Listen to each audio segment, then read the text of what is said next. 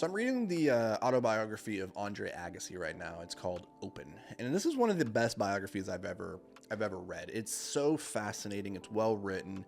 Andre had a really incredible life. I want to share with you some ideas from this book that I've really been chewing on over the last couple of days. Now, what makes this book so fascinating to me is that Andre had just a really interesting life. He was one of the greatest tennis players of all time. In the 90s and the early 2000s, he was like one of the two big players in the world. He won 8 Grand Slams, just had a fantastic, marvelous career. Now, he was this prodigy. From a very young age, he was very, very talented, and his dad recognized his ability, but his dad was a fanatic about tennis. His dad was kind of abusive and forced Andre to pursue this thing. He would make him practice for hours and hours and hours every single day. And it bred this relationship with Andre that Andre actually hated tennis. Deep down in his soul, he hated it. And he would tell everybody this, that he actually really hated the game of tennis. He felt like his life had been co-opted from him and that he had been put on this path that his father dictated for him. And he had no choice ever since he was a child but to walk this path. And it wasn't a path that he wanted to walk, but it was the one that he was forced to. And he had some proclivities, some talents for it. Now, one of the struggles when you're a prodigy is that everybody expects you to be perfect all the time because you have all this vast potential, this talent. And his dad very much expected him to be perfect all the time. His dad would be very abusive to him if he ever missed a shot, put the ball into the net or anything like that. Would be very, very verbally abusive. And that can really wreak havoc on your psyche.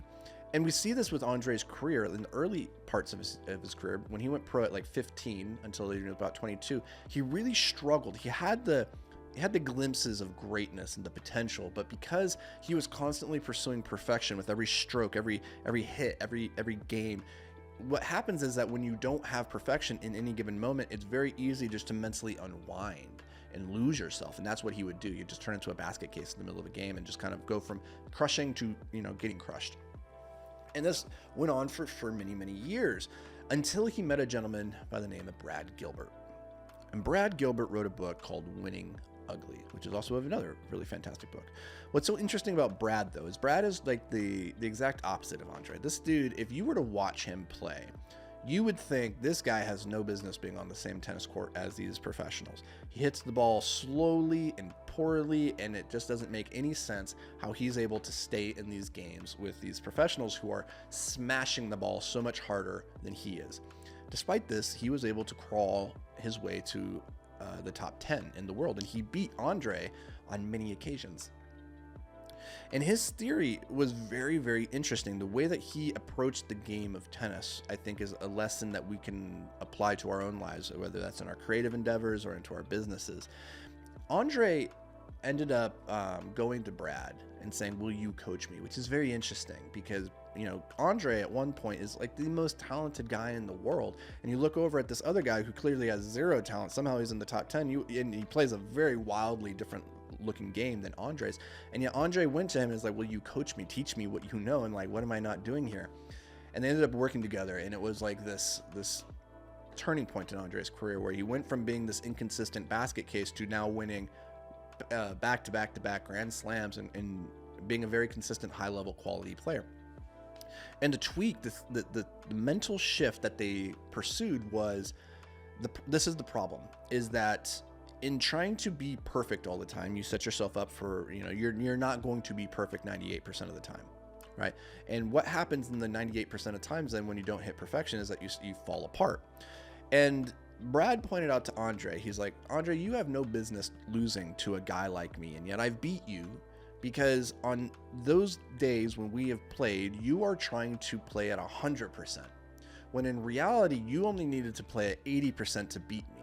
You didn't need to be perfect to win. You just needed to be better than me, and you are better than me. But instead of trying to just play better than me, you tried to play your best, and in pursuing your best, you actually fell apart."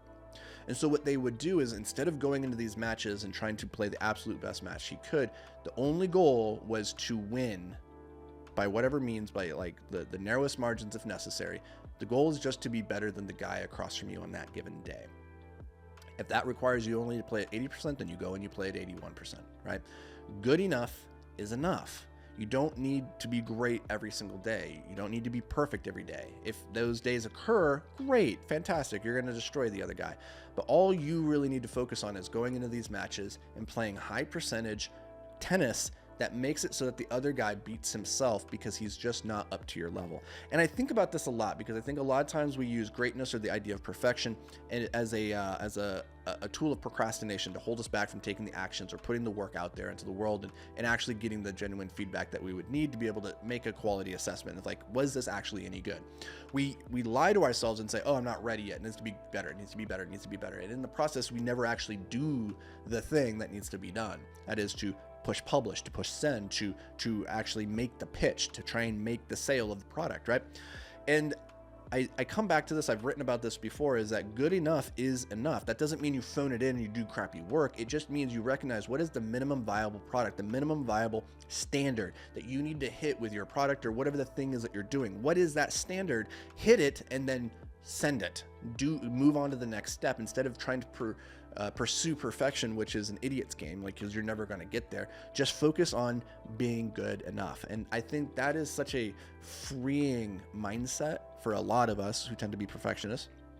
And it will move you more meaningfully and quickly towards your goals because you are actually doing the things and that will move you rather than, spinning your wheels in the mud trying to do the impossible. So I highly recommend this book, Open, the story of Andre Agassi. Also the book Winning Ugly by Brad Gilbert. Even if you're not a tennis player, I think there's some really fascinating strategies and ideas that we can apply to other areas of our life. So go give those a check, and we'll catch you in the next episode.